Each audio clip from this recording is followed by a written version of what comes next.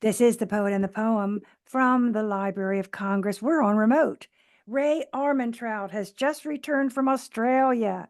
She's with us today, and we're going to hear an opening poem from her new book. Here's Ray. Thanks, Grace.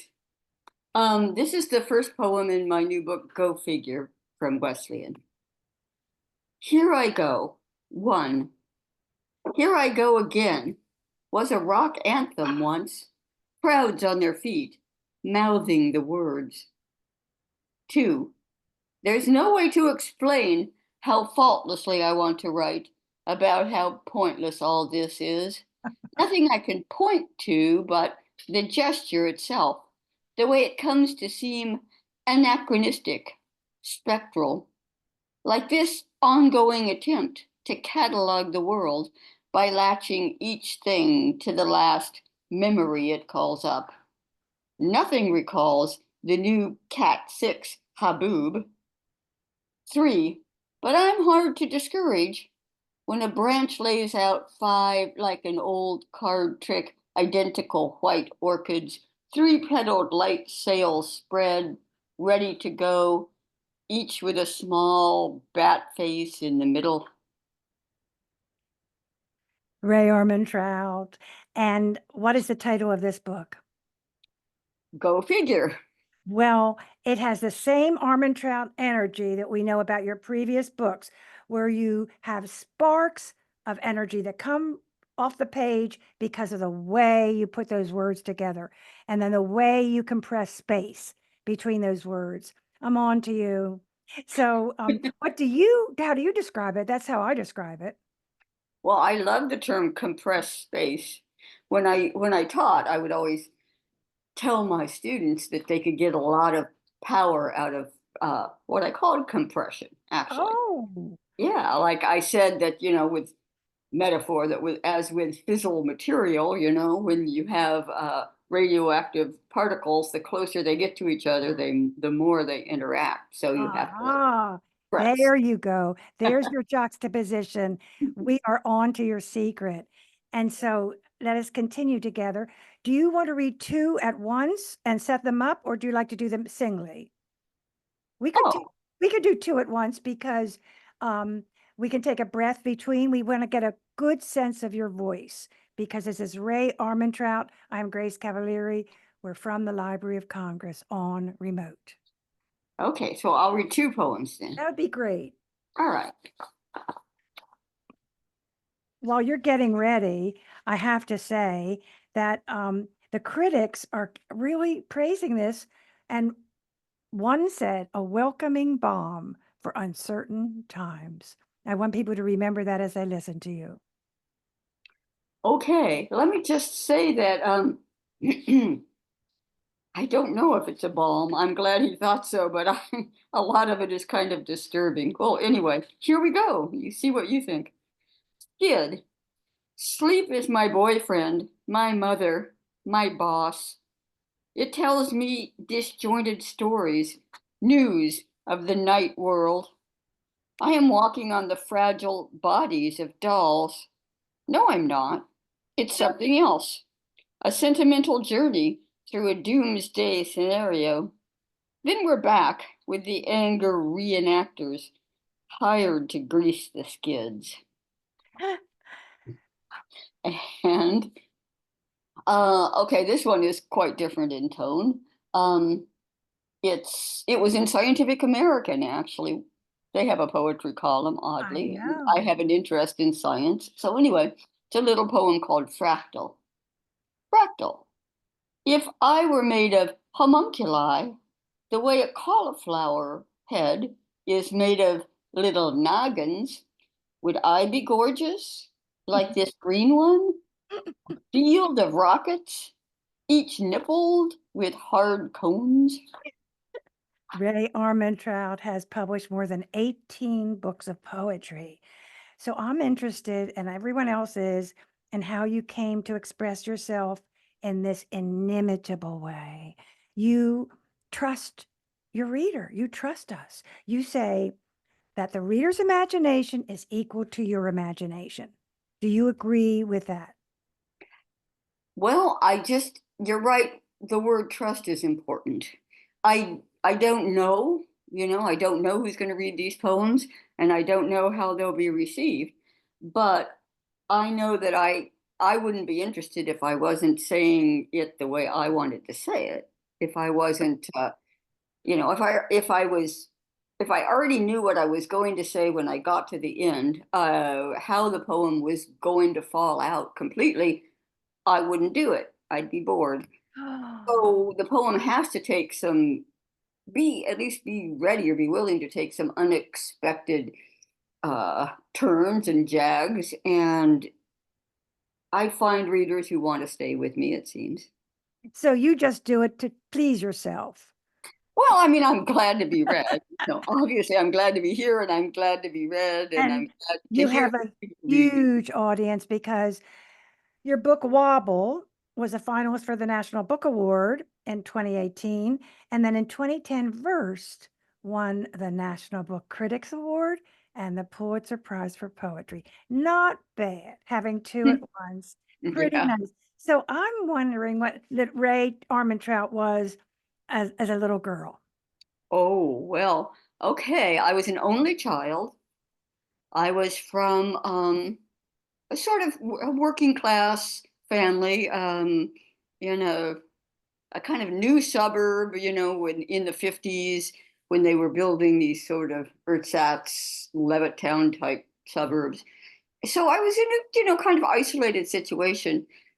My mother worked as well as my father, so my grandmother stayed with us, but she didn't say much really. So fortunately, I learned to read. So I started reading really early, and language became very important to me. And I also started to make up, writings, poems, to make notes.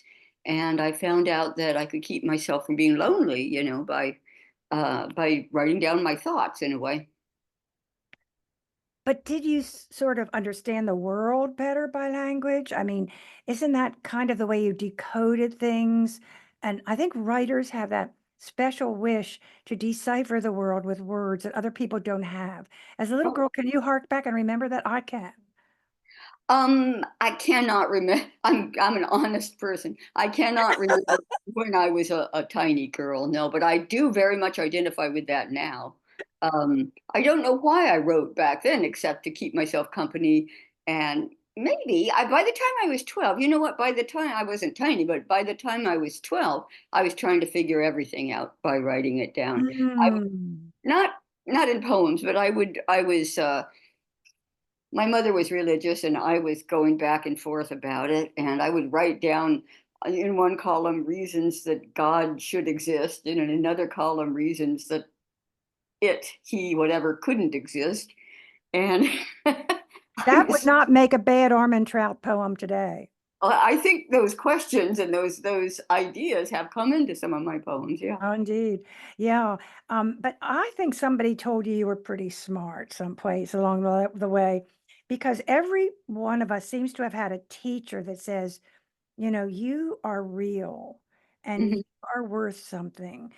I think that happened to you. Well, yeah, that did. I had a teacher in first or second grade. Her name was Miss Sam Plusky, and she was interested in poetry, I think.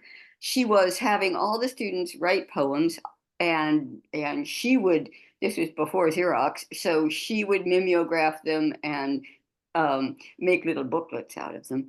And she certainly did praise me and for it, and it made me, you know, feel like doing more, feel good about myself. Well, let's read a poem for Miss Sam Plusky, wherever she is.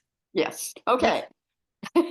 Well, this is kind of appropriate because this next poem, Fortune, um, starts out when I was a child, and also towards the end it gets into reading fairy tales to my granddaughters now. So Mm. anyway, okay. Fortune, one. It could have started like this. My mother took me to fabric shops when I was a kid. I would wander through the tall bolt days reading fortunes in the colors. Two, White, paper mache of the mock orange flower on its many stems. Lavender as an afterthought, necrotic, carried interest. Ochre, like sunset in LA, like dehydration. The popular mauve gray, which blends indifference with innocence. 3. One is chosen above her sisters. One tells a troll to eat his brothers, and him gives one the power to spin yellow into patronage. One frills a frill again and again, no in order, no as if. Yellow as in patronage. The thing about I understand is that I actually experience your poetry. I don't read it. I don't stand outside of it and look at it. When Hmm. you read Ray Armantrout, you actually enter into that and experience it. And that is the difference. And that is why energy on the page is what works in language. And this is what you have unconsciously or somewhere along the line, you have channeled that knowledge so that you just trust your way of putting your things together and just trusting that they will bang in the right way. And that's my astute opinion about you.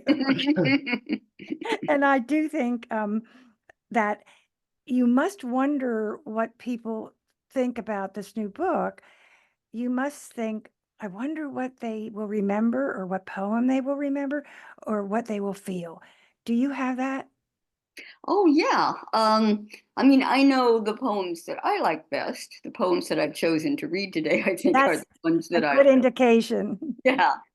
But in reviews, I see, and there have been about 5 reviews. I see people picking out different poems to talk about, and not always these poems, other poems that meant something to them. And you never can tell about that, really. You have your own take on it, but other people take it somewhere else. They might say, well, she still got it. I hope so. That'll Yeah. be good. I'll take that. Right. I think that's a good point because I do think, Mm, and it's only natural, I do mhm. think that the emerging poets get a lot of attention, but sometimes people just they don't just forget about us oldsters. They want to forget, I think. At least for a while, they want to put us to the side. And, sometimes we're still cooking. Ray, there's nothing newer than your poetry. Oh, There's no one younger than your poetry. Believe me, you're on the cutting edge. They better run fast. That's all I have to say. I am kind of interested in how you taught because here you know how to be so inimitable, people can take it or leave it. And your whole career has rewarded that. As you say, honest. It's a good way to describe your work. You don't apologize for it. You are honestly who you are. So how did you get your students to know that they had to be themselves more than anything else on the page? How did you actually teach that? yeah, that's really a hard thing to teach. I mean, students are so inundated in the last decades, even with media and social media and computers, and now it would be chatbot, which is even worse. That it's very hard for them, I think, to break through all that. And one thing I have done was tell them to just go out somewhere quiet and sit with a page and not just be in their own head, but look at the world, look around, watch things, see what interests them, see what moves them. Because most of my poems, I mean, this sounds kind of traditional, and I know I'm not really all that traditional, but most of my poems start with something that I saw or something that I heard out in the world, out in the street, on the street, or, by looking at trees or listening to people, or starts that way. And then the sparks start flying and connecting. No question about that. Mhm. You actually are tethered to reality, and you always do it with image or sound. That is very clear. Let's hear a poem. Oh, okay. Conversations. Push on it again, that point of light. What do you think light is? What is anything? If you aren't telling kids how to live in a world you can't imagine, what are you doing? Telling God about fall's claret-colored leaves? Touch me like you do the foliage. You're a traveling woman. I know you must miss teaching, but what were you doing in Australia?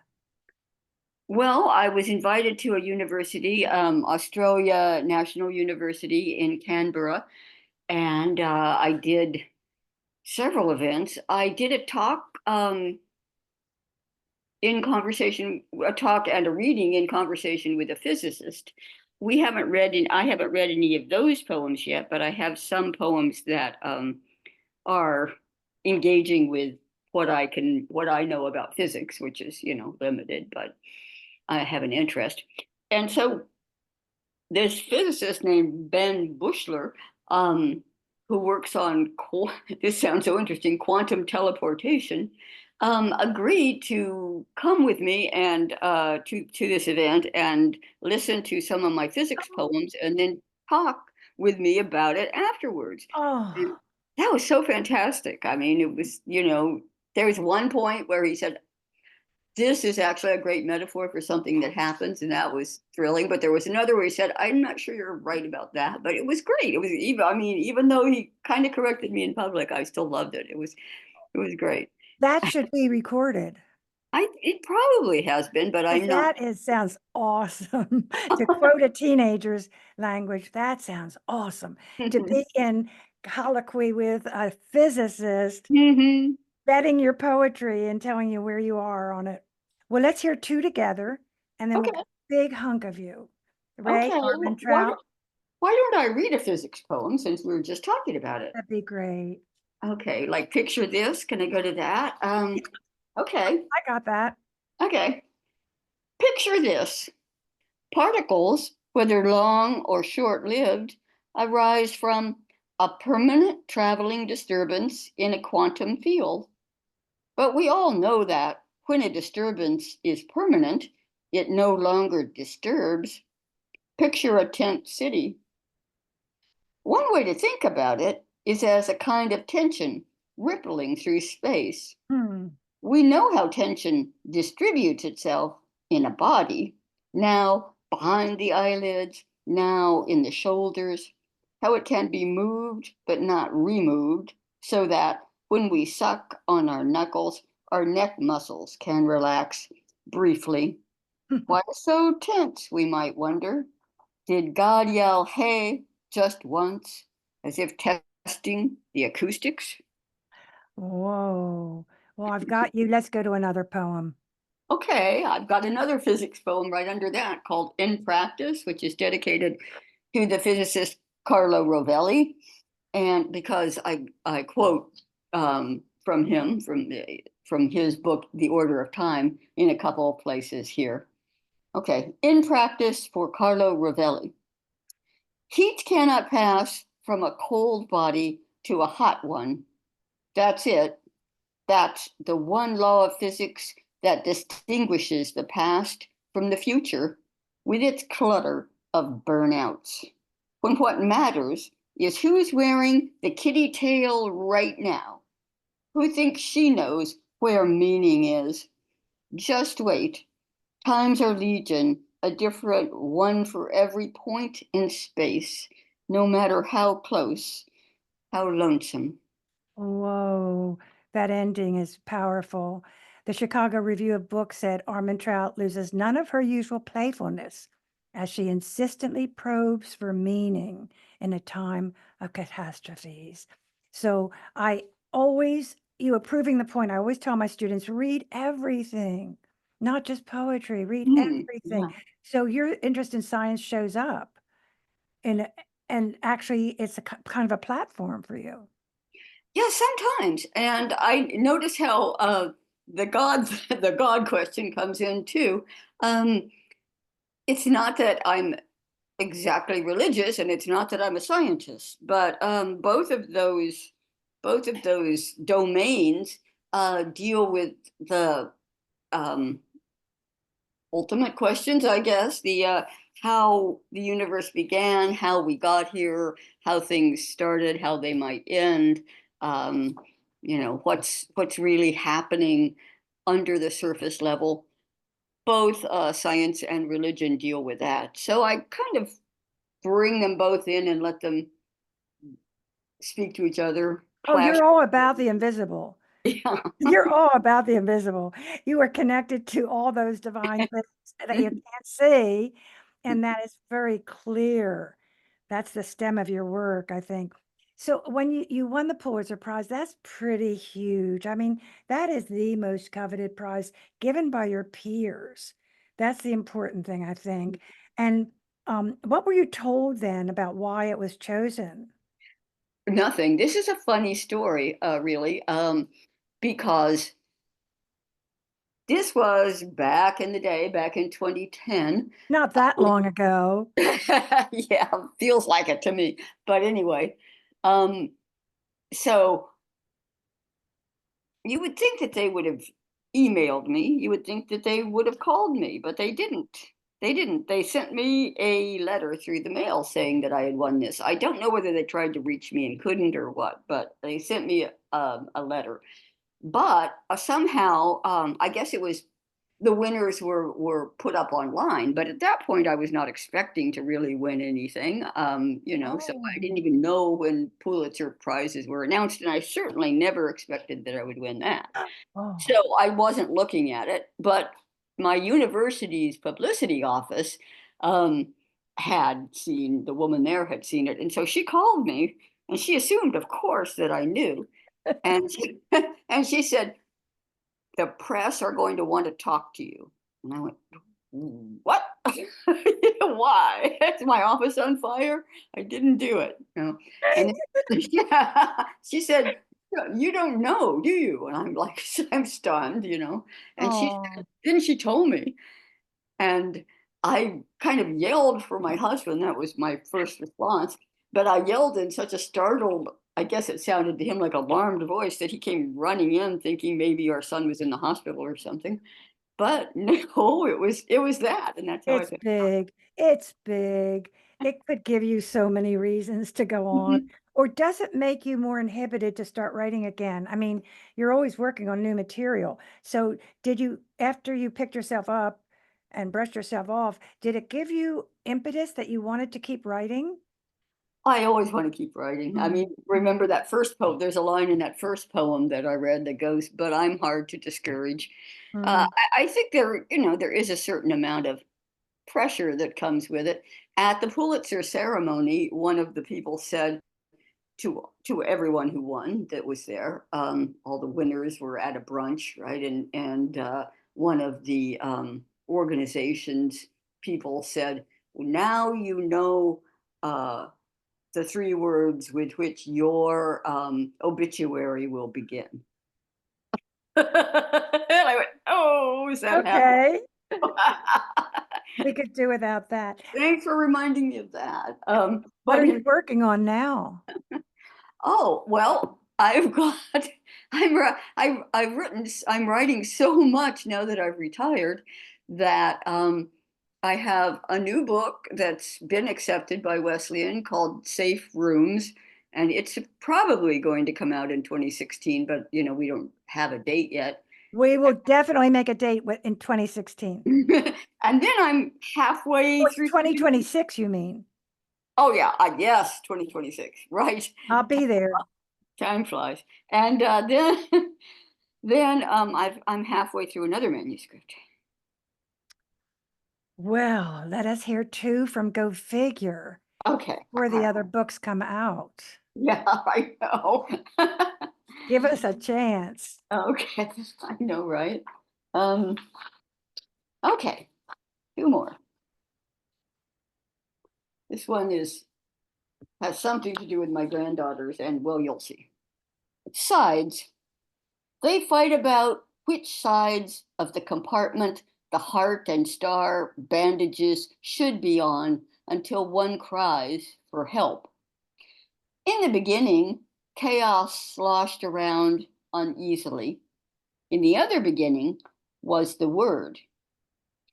This is the long side, just so you know, one notes, and it goes downhill from there, goes south, as we used to say, cruelly. I thought that was puzzling, the cruelly. Oh, Yet I okay, can, I can and explain that. do you want to remark on that?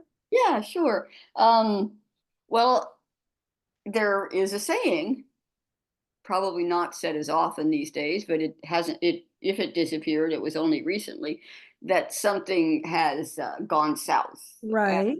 it means kind of like, gone to hell, Yeah. gone bad.